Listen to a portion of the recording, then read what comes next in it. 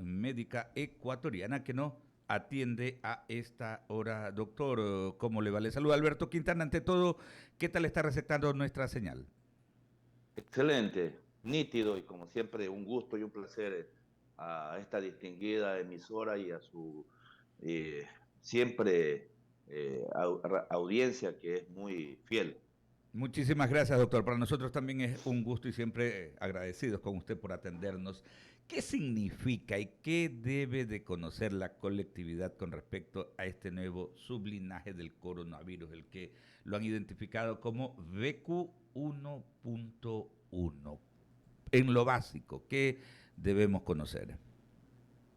Bueno, nosotros alertamos hace algunas semanas atrás cuando se había señalado de que se habían precipitado en declarar mediante decreto eh, la terminación de la pandemia. Nosotros hablábamos que ya en Francia, Inglaterra, en otras latitudes prácticamente había justamente estas variantes, subvariantes como sublinajes que estaban causando un nuevo rebrote. Obviamente que estos capítulos todavía no han terminado, que obviamente tenemos que tener mucho cuidado, que la sintomatología es la misma, pero obviamente tenemos que seguir cimentando la cultura de la bioseguridad mediante protegiendo sobre todo a nuestros grupos poblacionales de riesgo, que es lo fundamental.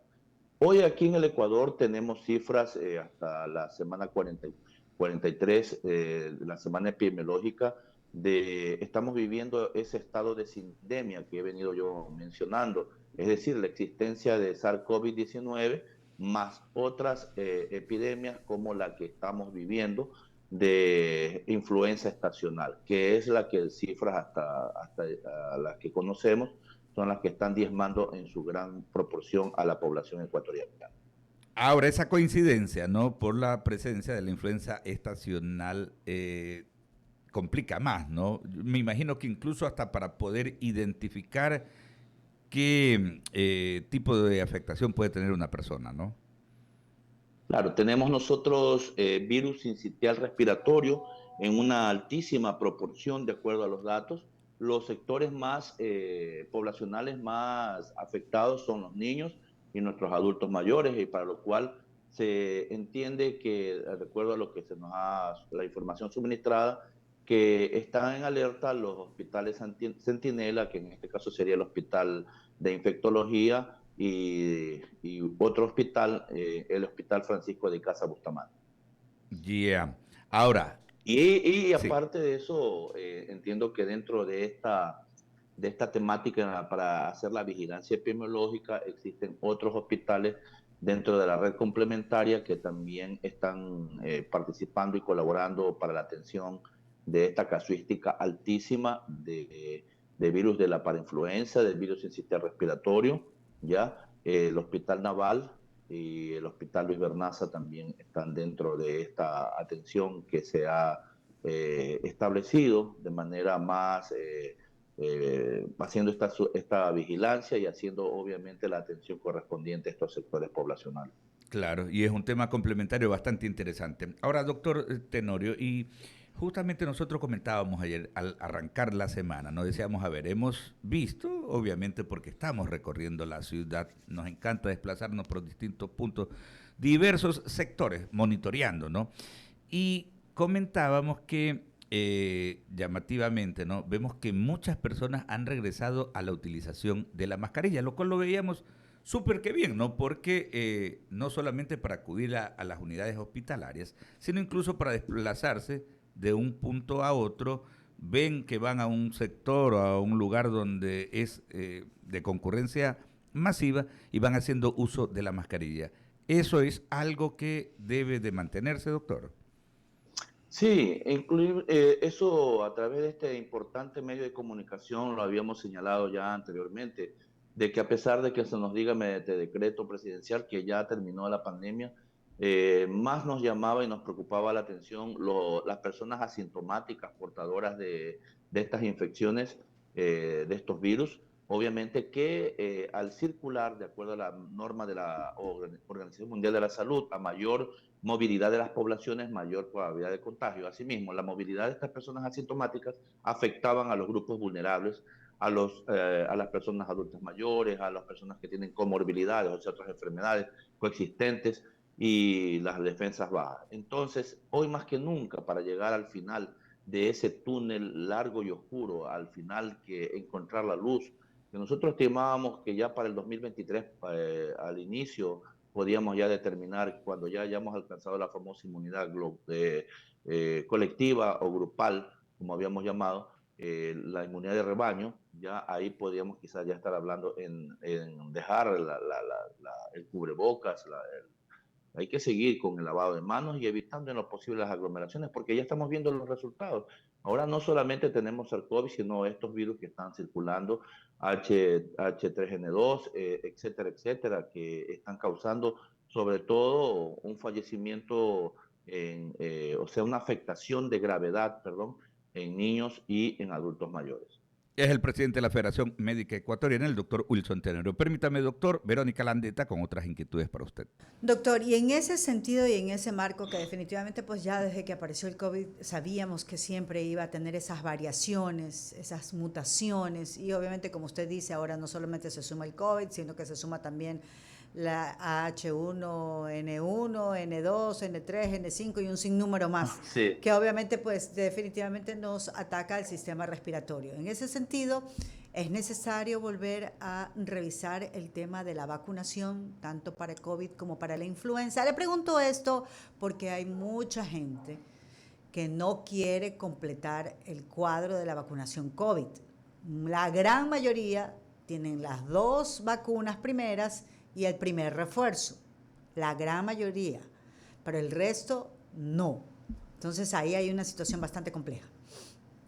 Exactamente, hay una gran brecha cuando nosotros nos oponíamos a la terminación de la firma mediante decreto de que ya no hay más COVID. Resulta que existe una brecha tremenda en cuanto al esquema de inmunización entre la primera y segunda dosis, que tenemos más de un 80%, y apenas un 40% de las otras dosis. Entonces, teníamos que seguir insistiendo en hacer una gran campaña comunicacional y por eso siempre destaco la labor de los medios de comunicación. Ustedes son divulgadores sanitarios que empoderan a la comunidad, la concientizan sobre todo sobre estos palpitantes problemas de salud pública.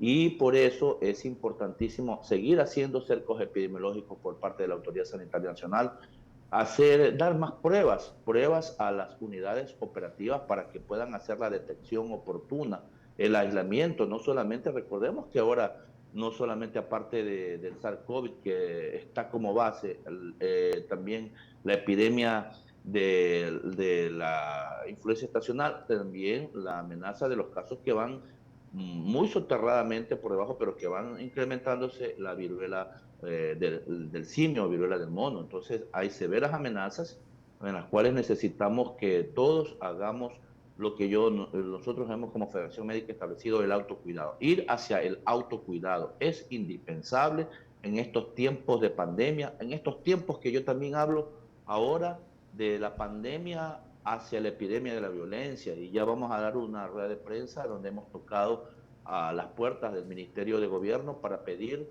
se precautele la integridad del personal médico y paramédico en los hospitales. El día miércoles estaremos dando una rueda de prensa para seguir insistiendo.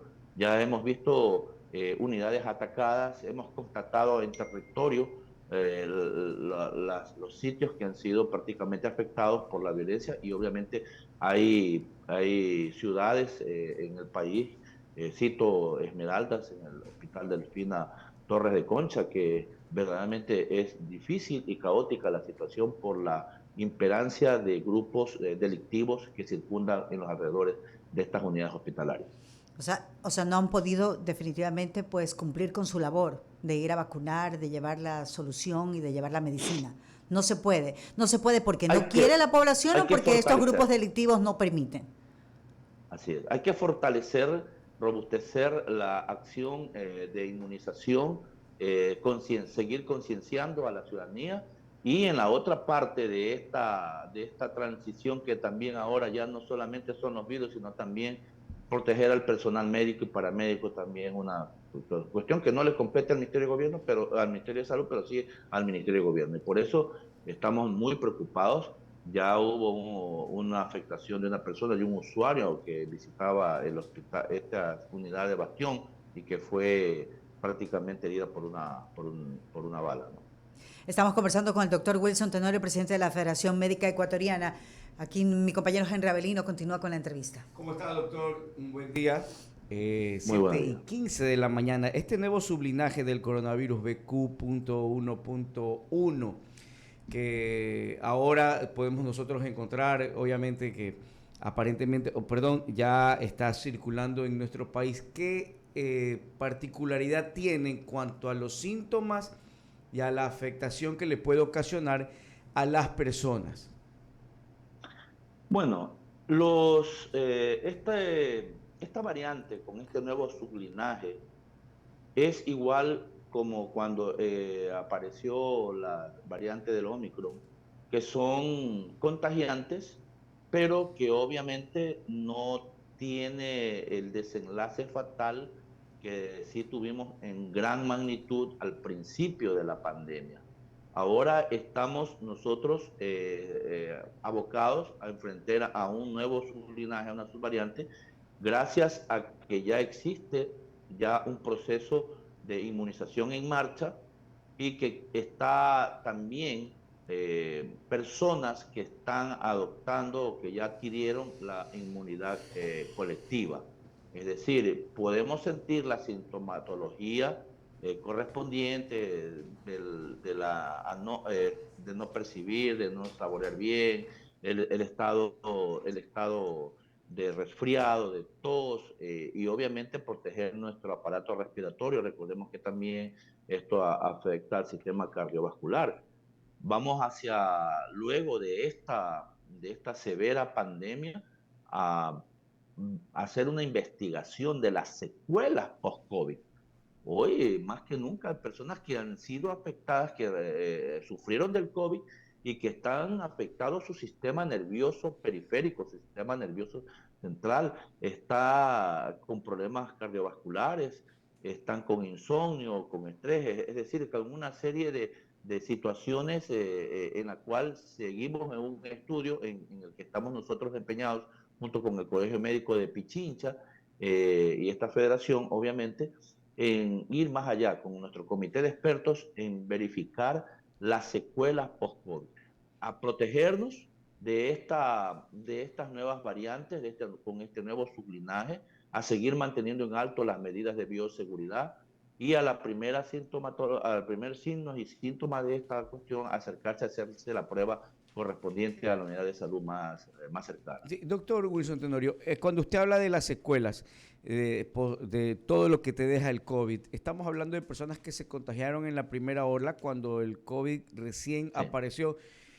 De repente, bueno, muchos afortunadamente lograron sobrevivir. Dicen, yo soy un sobreviviente del COVID, no perdí la vida. Y la vida continúa, ya han pasado estos años.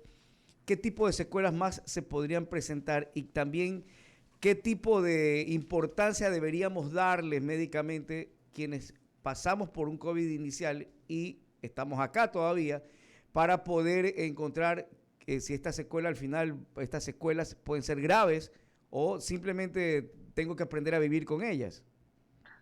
Se me está apagando el celular. Yo solamente quiero en esta parte decir que verdaderamente propendamos hacia las medidas de bioseguridad, y que obviamente la afectación principal ha sido el sistema nervioso. Ojalá podamos seguir dialogando de manera más exhaustiva en esta parte para lograr llegar a la comunidad en general. Gracias, doctor. Gracias. Agradecerle, doctor. Es justamente el presidente de la Federación Médica Ecuatoriana, ¿no? Conversando sobre estos temas que son tan fundamentales, son tan importantes. Destacar un asunto, ¿no? Porque ya lo decía incluso el ministro José Ruales, el titular de la cartera de salud, cuando hacían el lanzamiento de la campaña de vacunación masiva